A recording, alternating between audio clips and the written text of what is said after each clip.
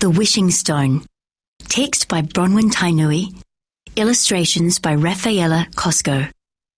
Johnny finds a strange, glowing stone on his way home from school. His sister Jade tells him it's a wishing stone. So Jade, Johnny, and his best friend Sam all make wishes. Will they get what they want?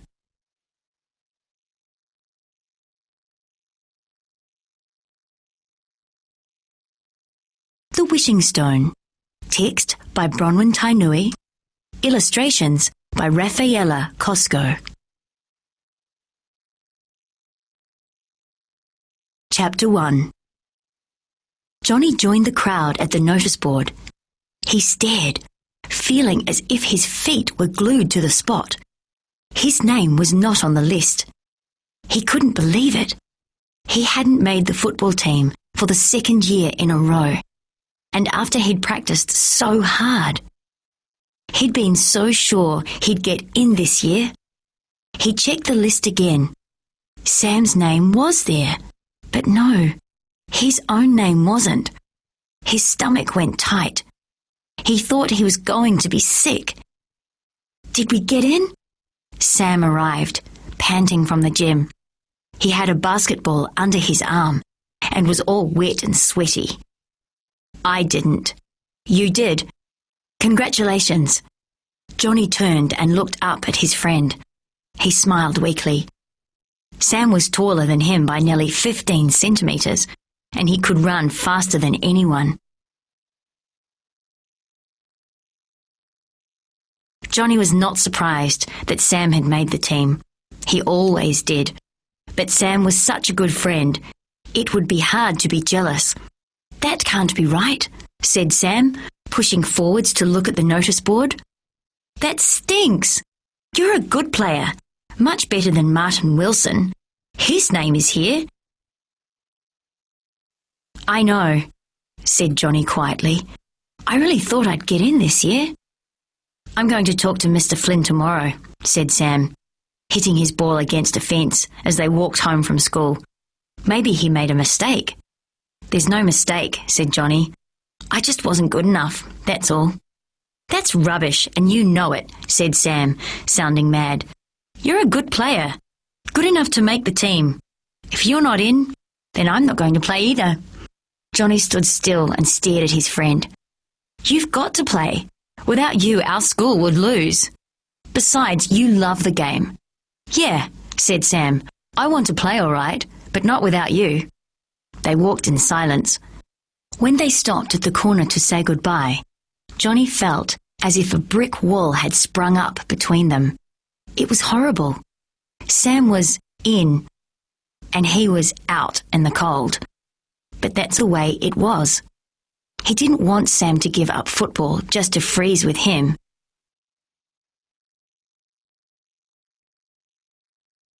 Don't worry about me, said Johnny. I'll find something else to do. I'm thinking of joining the chess club. He knew Sam wouldn't like that. The chess club? Laugh if you like, said Johnny, looking at the ground. He could feel Sam's eyes drilling into him, and he was too embarrassed to look up. Johnny was good at chess. He hadn't played much lately because Sam thought it was a game for nerds. See you tomorrow, said Sam, taking off down Bryant Street. Johnny felt lonely. He and Sam were so different. I'll phone you later, he called after his friend. Sam didn't look back, but he waved. Johnny knew he wasn't too mad at him. Chapter 2. Johnny kicked the grass as he turned into Mailer Street. He was nearly home. He'd have to cheer up, or his mother and his annoying sister Jade would want to know what was wrong. Something on the ground in front of him twinkled and sparkled in the sunlight. What is it? Johnny wondered. He bent down and picked up a round stone. He peered at it in the palm of his hand. It looked like an ordinary grey stone now. In fact, Johnny wondered if he'd picked up the wrong thing. Surely it wasn't this boring-looking stone that had shone so brightly. The stone was warm. When Johnny closed his fingers around it, it felt almost hot. When he peered at it up close, he thought that he could hear it hum. Johnny knew that there was something extraordinary about this stone. He carefully placed it in the pocket of his school bag and pulled the zip closed. As he ran the rest of the way home, he had the strangest feeling that the stone had found him. The stone had chosen him. His pulse raced. By the time he came in the kitchen door, he had no trouble looking happy. He'd almost forgotten about football. Jade stared at her brother. "You've got a secret," she said. Johnny ignored her. She had this way of knowing everything. She was creepy. He was sure that other 7-year-old girls weren't like Jade. "Hi, Jade, Mum," Johnny said. He poured himself a glass of milk. He was not going to get mad at Jade. Not now. Johnny went into his bedroom. He carefully took out the stone from his school bag and sat on his bed. He stared at it for a long time. Maybe it would grow warm again, or shine. But it didn't. The stone lay in his hand, cold and dull. He began to feel a bit stupid. Maybe the stone wasn't special. Maybe he'd imagined the whole thing. Without warning, Jade came barging through the door. Johnny closed his fingers around the stone and put his hand behind his back. "Why don't you knock?" he snapped. Jade smiled. "Mum says that dinner's ready," she said, looking rather pleased with herself. She could be so annoying. "What's that behind your back?" Johnny felt his stomach tighten.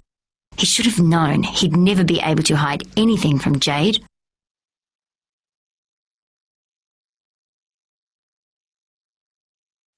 "Nothing special. It's none of your business," he said. He put the stone in his pocket.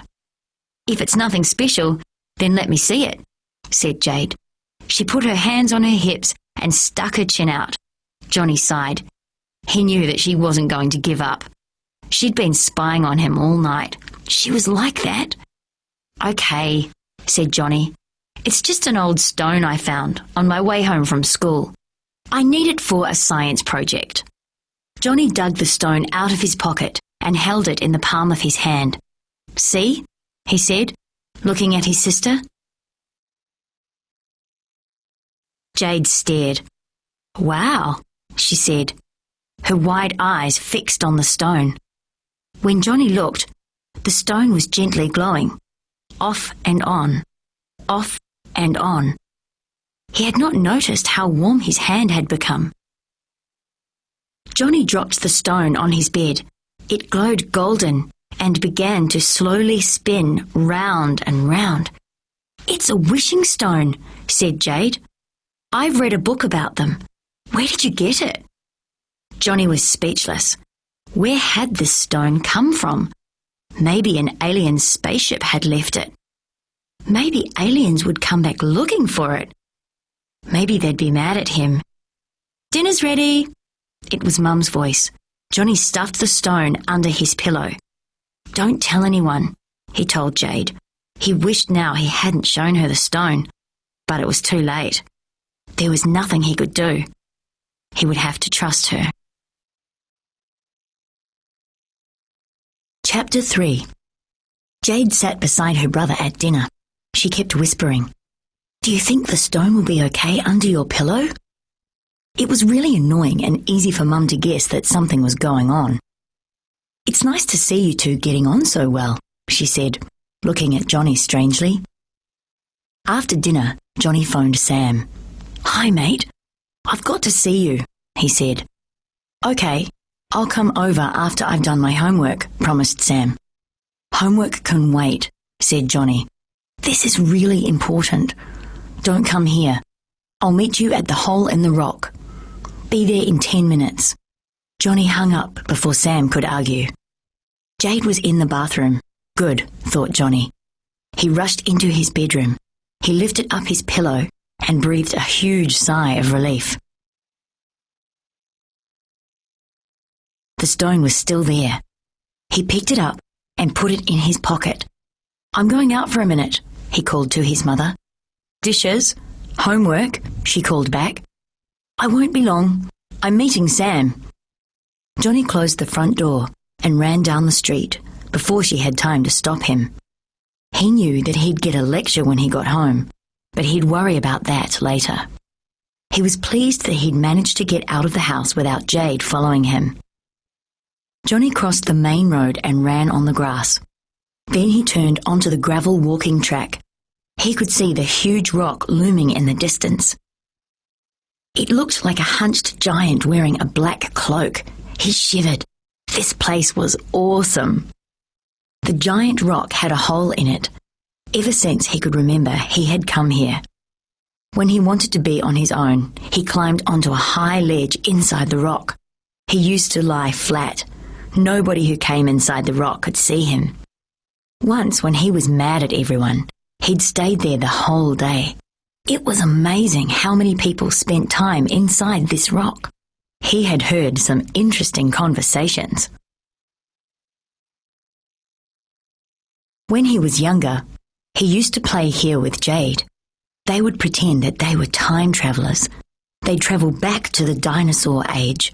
The rock was their shelter.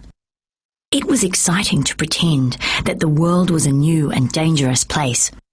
Every time they put their heads outside the rock entrance, they were in danger of being carried off by a giant bird or trampled by a dinosaur. As he came closer, Johnny could see Sam waiting. "What's so important?" Sam asked. "I had to sneak out. Dad's going to be angry with me when I get home." "Sorry," Johnny panted, "but this couldn't wait." "Well, what is it?" asked Sam impatiently. Johnny pulled his friend inside the rock. "This," he said, as he reached into his pocket. But his pocket was empty. His heart pounded. He felt in his other pockets. Still nothing.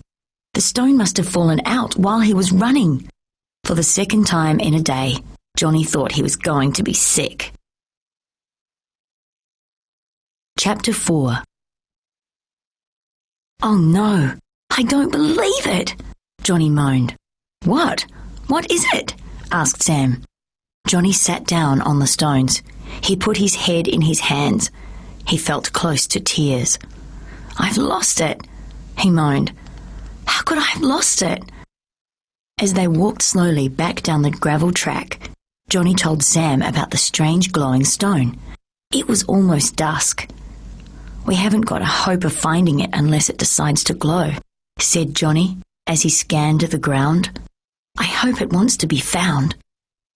"I think you're crazy," said Sam. "It's probably an ordinary stone." "Maybe," said Johnny. He was pleased now that Jade had seen the stone glow. "Is this what you're looking for?" It was Jade. She was standing right in front of them. They'd been staring at the ground and hadn't seen her coming. She opened her hand, and there was the stone, glowing. Sam jumped back. "Amazing," he said. "Where did you find it?" Johnny whispered. "Under your pillow," said Jade. "I swapped it. I knew you'd lose it." "You did lose it, didn't you?" "You lose everything." Johnny didn't know whether to be mad at Jade for taking the stone or glad that she'd kept it safe. She was so annoying. "Well, you can give it back," he snapped. To his surprise, Jade handed him the stone. "Thanks," he said. "The stone chose you, not me," she said sadly. Johnny remembered feeling as if he had been chosen by the stone. How did Jade know that? He had to admit, she could be okay sometimes. What is it?" "Why do you think it shines?" asked Sam. The stone's golden light was pulsing on and off in Johnny's hand. "Ouch!" he cried, dropping it on the path. He shook his burning hand. The stone began to spin slowly around on the gravel track. As it got faster and faster, it turned a dazzling white. Beautiful rainbow colours spiraled out from it, and it made a dull humming sound. The three children couldn't take their eyes off it. "Wow," said Sam. "I've read about wishing stones. They've been around forever." "It's time to make your wishes," said Jade. Johnny's mind went blank. "I don't know what to wish for." "I wish I had a pony," Jade said. "Chocolate. I wish we had rooms full of chocolate," said Sam. "I haven't had any for a long time." Johnny laughed. "I wish our parents had lots of money," he said. Suddenly the stone's hum grew louder. It spun around and around until it was a white blur. Its rainbows filled the air and reflected on the children's skin. "Wow!" they shouted as they danced. The stone lifted off the ground. It stopped, suspended just above their heads. Its hum was deafening. They covered their ears. Without warning, the stone zoomed up into the sky, leaving a blazing trail with tiny stars that were every color of the rainbow. It looked like fireworks. "Come back!" screamed Johnny. "Where's it going?" They stood staring up into the dark sky long after the stone had gone. "It's gone," said Jade. "Johnny was supposed to get 3 wishes. Maybe it counted what Sam and I asked for." Sam put his hand on Johnny's shoulder. "I'm sorry, mate," he said. "I was just fooling around when I asked for chocolate." Johnny was sad. The stone had gone. It had made him feel special. Now he felt empty inside. Why didn't Jade tell him to wish for 3 things? He would have wished to be on the football team. "I don't think our stupid wishes will come true anyway," he said. As they walked home, they tried to think of an excuse for being out so late. They knew they were in trouble. Chapter 5. "Where have you two been?" Mum was at the back door when Jade and Johnny came home. She didn't wait for an answer. She seemed excited, not angry. "Get in here," she said, pulling them into the kitchen. "Sit down." They sat at the kitchen table, both staring at their mother. "I've got something to tell you," she said. "Something wonderful." "I know what it is," said Jade. "We've got lots of money." Mum looked startled. "How do you know?" she said. "Jade, you always manage to spoil my surprises." "But you're right," she smiled.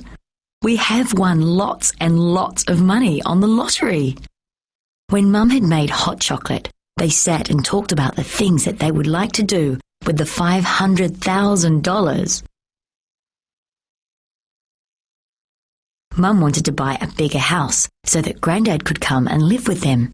She would pay all her bills, of course, and she was going to open her own hairdressing salon so she wouldn't have to be nice to her grumpy bosses ever again.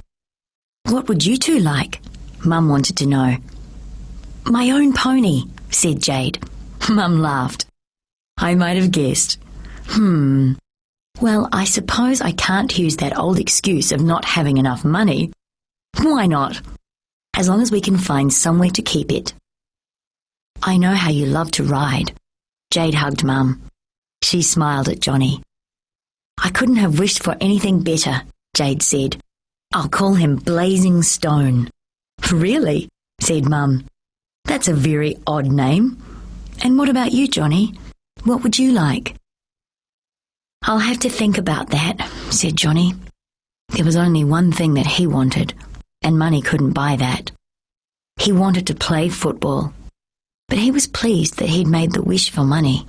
It would be great for Mum not to have to worry about bills anymore. It would be great to have Grandad come and live with them. It would be good for Mum to have her own hairdressing salon, and for Jade to have a pony. He had to admit that he hated feeling guilty whenever he needed money for things at school. Yes, having money would certainly make a difference. Johnny was getting ready for bed when Mum called. "Johnny, phone." It was Sam. "Guess what?" he said. "You've got rooms full of chocolate?" Johnny said. "Even better," said Sam. "Dad's got a new job." Yes, he did go out and buy presents to celebrate, and mine was chocolate. That night, Johnny couldn't sleep. Every time he closed his eyes, he could see the stone shining white, with rainbow colours. He had not known how special the stone was. If only Sam had not made that wish about the chocolate, he could have wished to be on the football team. Chapter 6. "So where did you read about wishing stones?" Johnny asked Jade. For once he was walking to school with his sister. He wanted to know more about the stone. "I didn't," Jade said, taking a bite of her apple. "I just made that up. I thought the stone looks like you should be able to wish on it, like a falling star." Johnny stopped. He glared at his sister. "You made it up?" he said. "You just made it up? All that about 3 wishes?" "Everyone knows you get 3 wishes. That's what happens in fairy tales," grinned Jade. "You're crazy," said Johnny, striding on ahead of her. "I was right, though," she called after him. Jade was right, as always. Or was she? He needed time to think about all this. Jade's words were still ringing in Johnny's ears when he met Sam at the corner. "What's the matter?" asked Sam. "I thought you'd be in a good mood." "My sister," said Johnny. "Oh," said Sam. Johnny was glad he didn't need to explain. Sam babbled on about the stone all the way to school. By the time they got to the school gate, Johnny wasn't listening. But he did hear Sam when he said, "Would you teach me to play chess?" "What?" said Johnny. He was amazed that Sam had asked such a thing. "But you think chess is a game for nerds?" "I just said that because I don't understand the rules," said Sam. "Yes, I'll teach you," said Johnny. "Great," said Sam, and he dashed off to class. Johnny was amazed. Sam always seemed so sure of himself. Johnny had had no idea he felt bad about not being able to play chess. Johnny couldn't do his maths. He kept thinking about the stone and trying to work it out. He couldn't think of any obvious explanation. He was pleased when the bell rang for morning break. He met Sam in the hall. "I've just been speaking to Mr. Flynn about the game on Saturday," Sam said. "He wants to see you in his office right away." Johnny nervously knocked on Mr. Flynn's door. "Come in," Mr. Flynn smiled when Johnny came through the door. "Thanks for coming," he said. "As you know, Johnny, many good players did not get onto the football team this year. We've decided to make a B team. We were hoping that you'd be the captain." Johnny smiled. He didn't have to think about his reply. "Yes, I'd like that." "Good," said Mr. Flynn. "I'll see you at practice after school on Friday." Johnny walked home from school by himself. Sam was at football practice. He was feeling great. He was going to be playing football after all. Next year, he'd make the A team if he tried really hard. He was a good player, but just a bit small for his age. He'd get into the A team next year without help from any wishing stone. He was glad now that he'd not been able to make a wish to be in the team. Everything would work out. He knew it. Johnny was still thinking about football when something burned his foot.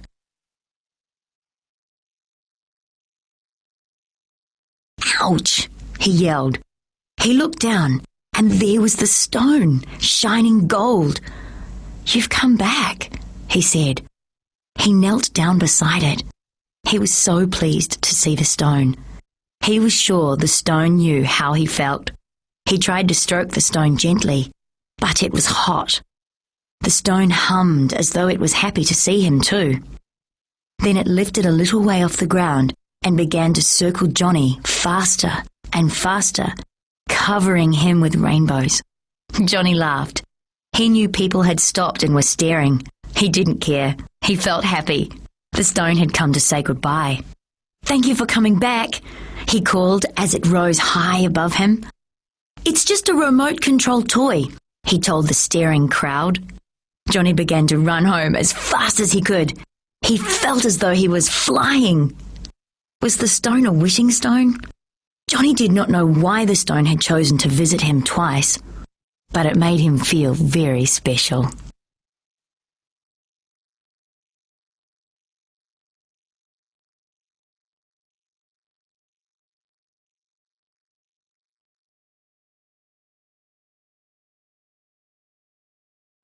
Book cover maker.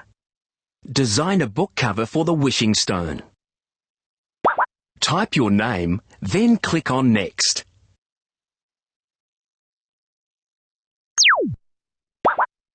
Type the name of your class, then click on Next. Type a sentence to describe the book, then click on Next.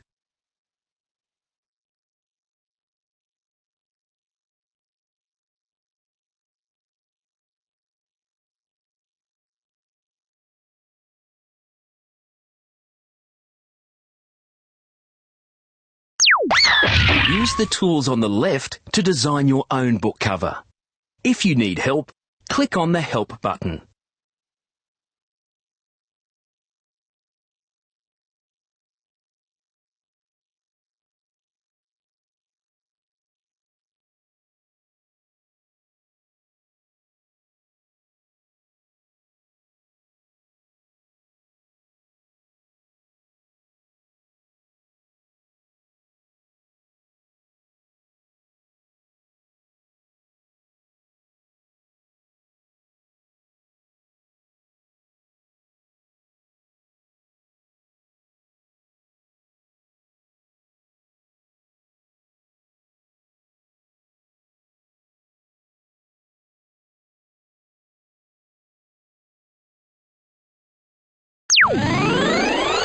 Now design the back cover.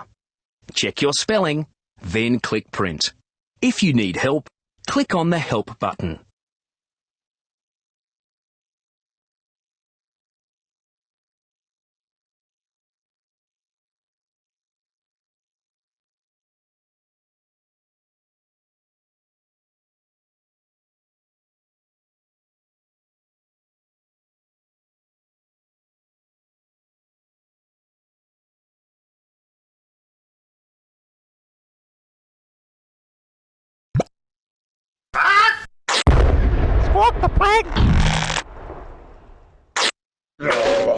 Yo-ho, it's off the plank you go. Ya-ha-ha. Type the word. Type a letter to start. Clue. A board game for 2 players. Ooh-ah. Try again. Well, I'll be a landlubber's lollipop. That was good. Ooh-ah. Try again. Sorry, matey. Try again. Ooh-ah. Try again. Shiver me timbers, matey. You great bell better Well than done. mine. You saved the pirate from the shark. Click Next to get another word. Clue. Something that supports your head. Arr, swab the deck with me old red socks and try again. Storm a brewing. Try again. Well, bury me boots in a cookie jar, matey. That was good. Me parrots, matey. You can spell better than I. Storm a brewing. Try again.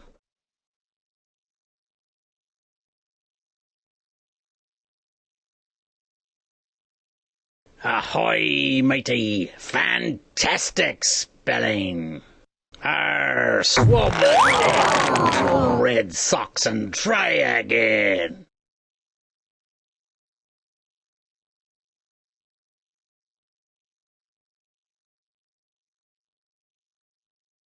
Sorry, matey. Try again.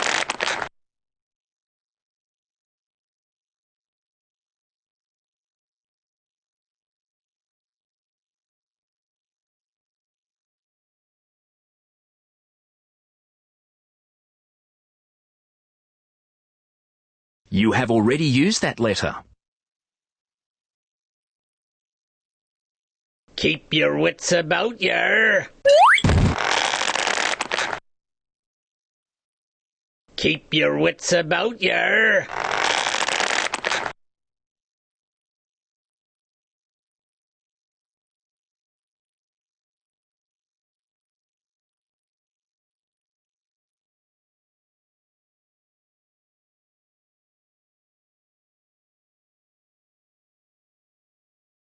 Ooh, try again.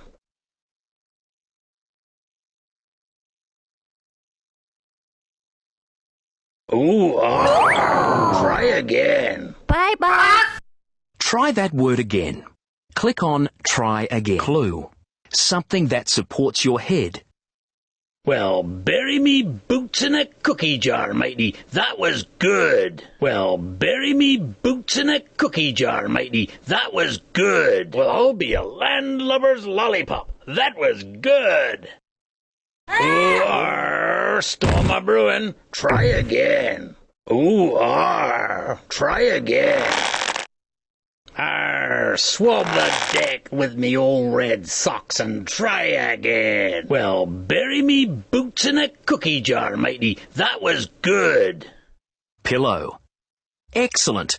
You saved the pirate. Click Next to get another word. Clue. An arch of colours in the sky.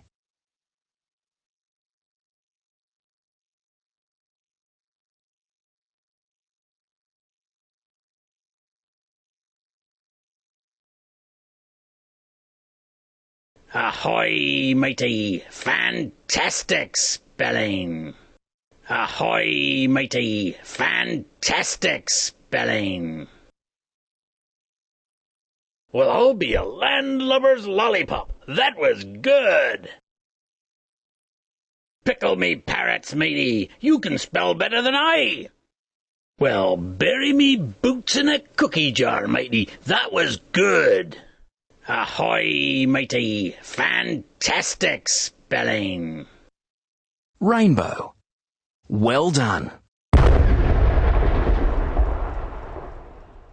Type your name and click on Next.